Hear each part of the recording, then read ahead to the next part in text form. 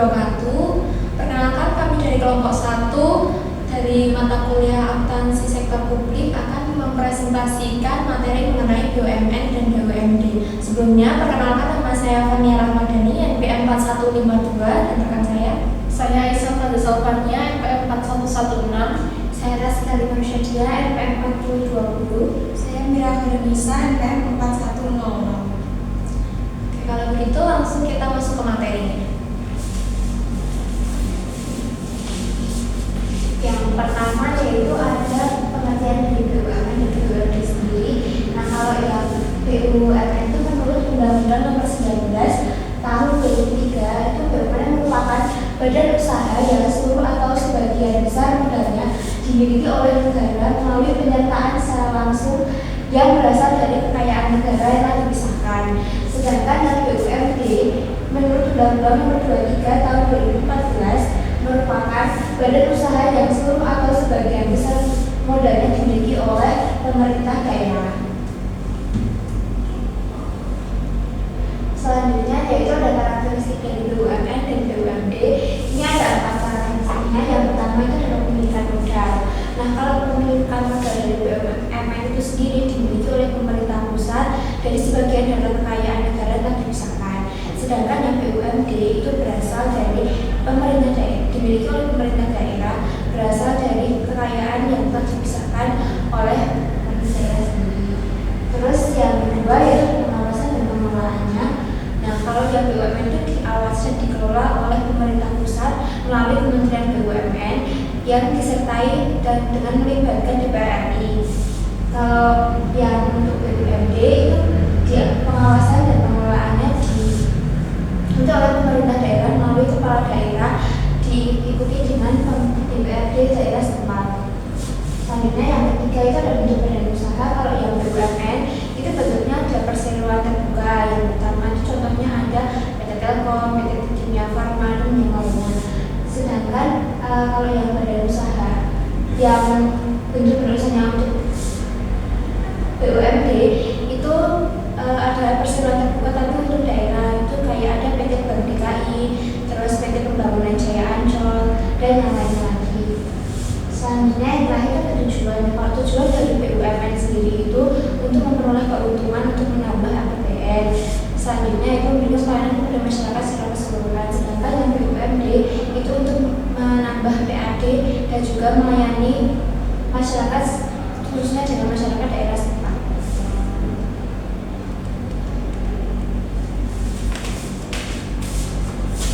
Selanjutnya ada jenis. Jenis dari BUMN itu ada 2. Yang pertama adalah perusahaan perseroan atau kita sering menyebutnya persero. Dan yang kedua adalah perusahaan umum atau sering disebut dengan PERU. Kedua perusahaan ini itu suatu hal yang berbeda. Kenapa? Yang pertama, perseroan itu berorientasi kepada keuntungan, dan perseroan ini nantinya modalnya akan terbagi dalam bentuk saham, di mana 51%-nya itu akan dimiliki oleh pemerintah. Jadi pemerintah yang akan berkuasa untuk mengambil keputusan. Berbeda dengan PERU, di mana PERU itu bertujuan memberikan layanan yang terbaik kepada masyarakat. Dan juga modalnya itu tidak terbagi dalam saham, melainkan seluruh modalnya diberikan dari pemerintah. Nah, contohnya dari perseroan ada PT Telkom Indonesia Persero, PT Pertamina Persero. Kemudian contoh dari PERU itu ada Perumbulok, Perumdamri. Kemudian BUMD sama halnya seperti BUMN, ada 2 yaitu perusahaan umum daerah, Perumda, dan juga perusahaan perseroan daerah. Kepemilikan sahamnya sama seperti yang BUMN tadi, di mana Perseroda itu terbagi saham di mana 51% dimiliki oleh pemerintah. Kalau yang Perumda itu seluruh modalnya dari pemerintah. Contohnya Perumda Air Minum, PDAM. Terus yang Perseroda contohnya Pembangunan Daerah. Tapi ini nantinya dalam kehidupan nyata akan menyesuaikan lagi, di mana ada PDAM yang udah berbentuk perseroda. Jadi bisa berkembang, di mana sahamnya bisa diterbitkan dan juga beredar.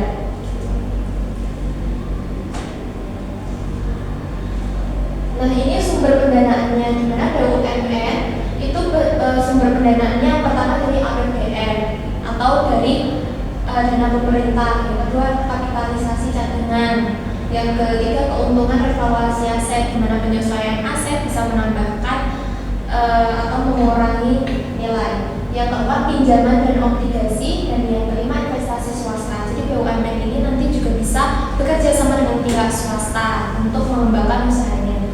Yang selanjutnya BUMD, itu tentunya yang pertama dari dana pemerintah atau APBD. Yang kedua, pendapatan operasional, di mana BUMD nanti akan mendapatkan keuntungan, dan keuntungan itu dapat untuk meningkatkan kesejahteraan di daerahnya. Yang ketiga, kerjasama dengan swasta, sama halnya dengan BUMN, jadi bisa bekerja sama dengan pihak luar untuk mengembangkan usahanya. Dan yang keempat, pinjaman dan hibah. Apa saja sih tujuan dari BUMN dan BUMD? Kalau yang BUMN sendiri, menurut Undang-Undang Nomor 19 Tahun 2003, tujuan BUMN meliputi yang pertama, kontribusi terhadap perekonomian nasional. BUMN ini harapannya dapat meningkatkan pendapatan nasional yang kemudian meningkatkan kesejahteraan masyarakat. Yang kedua, mengejar keuntungan. Tentu saja keuntungan ini nanti akan digunakan untuk pembangunan nasional. Yang ketiga, penyediaan barang atau jasa berkualitas. Harapannya BUMN ini akan memberikan barang ataupun jasa yang belum disediakan oleh pihak swasta. Dan yang keempat, menjadi pelopor usaha. Pelopor usaha maksudnya adalah di mana usaha-usaha yang belum dikembangkan oleh swasta ataupun koperasi bisa dikembangkan BUMN. Dan yang kedua, BUMD, menurut Undang-Undang Nomor 23 Tahun 2014 tentang pemerintah daerah. Tujuan utama pendirian BUMD adalah yang pertama, mendorong perekonomian daerah. Jadi setiap daerah itu memiliki potensinya sendiri-sendiri. Harapannya pengembangan dari BUMD ini nantinya akan meningkatkan potensi daerah tersebut dan juga meningkatkan pendapatan asli daerah. Menyediakan barang dan jasa untuk masyarakat. Perlu tadi menyediakan barang untuk jasa, dan perlu tadi digunakan untuk menyediakan layanan yang bermanfaat untuk masyarakat daerah tersebut. Yang meningkatkan pendapatan asli daerah. Yang keempat, mengelola sumber daya lokal. Jadi harapannya sumber daya yang menonjol di daerah tersebut dikelola oleh pihak pemerintah agar tidak semena-mena oleh pihak swasta. Yang kelima, menyeimbangkan kekuatan pasar, di mana kekuatan pasar yang sangat berpengaruh itu nanti akan dikelola oleh pemerintah.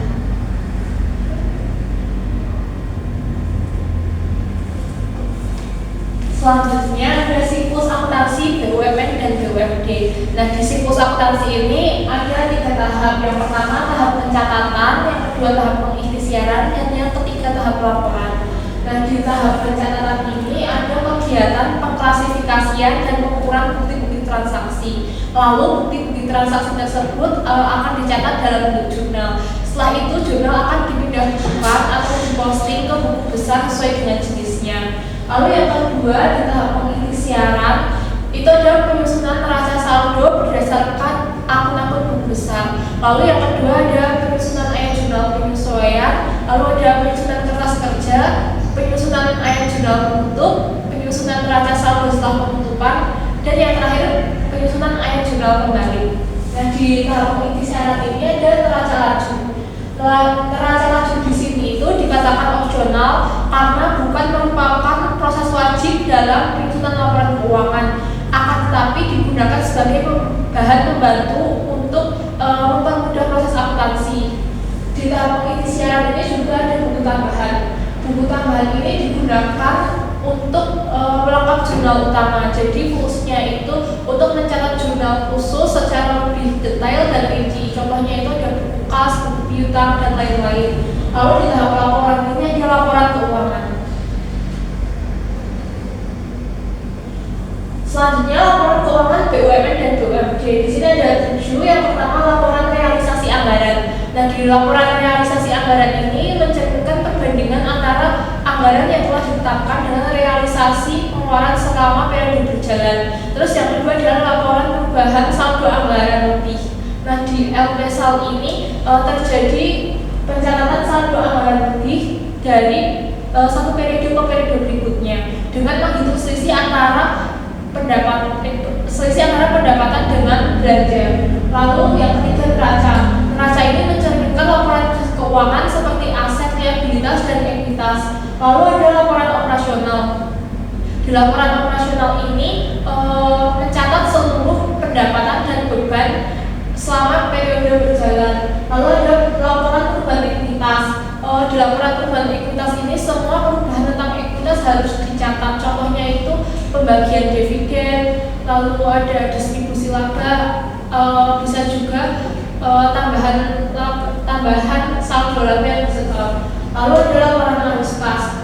Laporan arus kas ini mencerminkan arus kas masuk dan arus kas keluar, seperti aktivitas operasi, aktivitas pendanaan, dan aktivitas operasi, aktivitas pendanaan, dan aktivitas keuangan. Lalu ada CALK.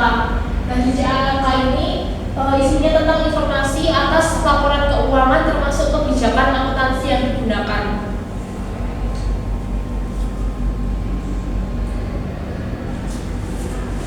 Yang selanjutnya ada jenis transaksi umum.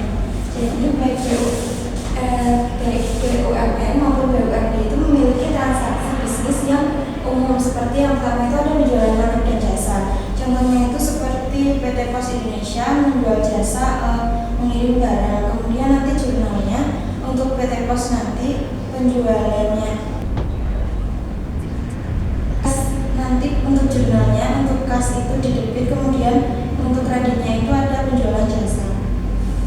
Kemudian yang kedua ada pembelian bahan baku dan jasa. Jadi baik BUMN maupun BUMD itu kan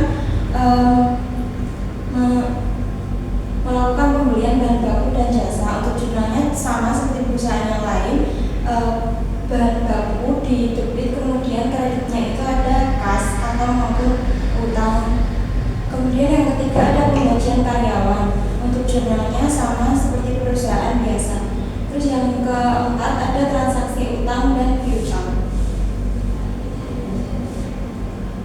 Yang selanjutnya ada jenis transaksi khusus yang untuk BUMN dan BUMD. Yang pertama itu ada penambahan modal pemerintah.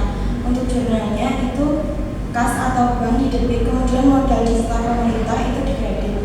Yang kedua ada penerimaan subsidi pemerintah. Untuk jurnalnya kas atau bank didebit, kemudian pendapatan subsidinya dikredit. Dan yang ketiga ada hibah dari pemerintah. Untuk aset yang diterima itu ada di debit, kemudian untuk pendapatan hibahnya ada di kredit.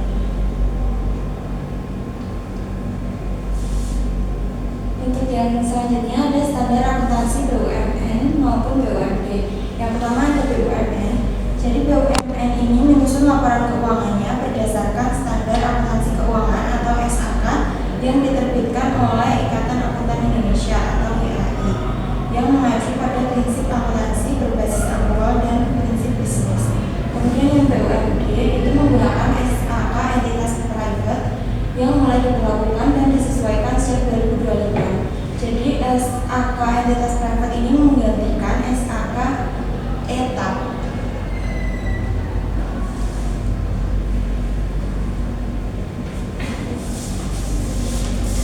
Terima kasih sudah tadi presentasi dari kelompok 1 mengenai BUMD dan BUMN. Adapun pertanyaan yang akan diajukan silakan menghubungi dari salah satu anggota kelompok 1. Sekian, terima kasih. Wassalamualaikum warahmatullahi wabarakatuh.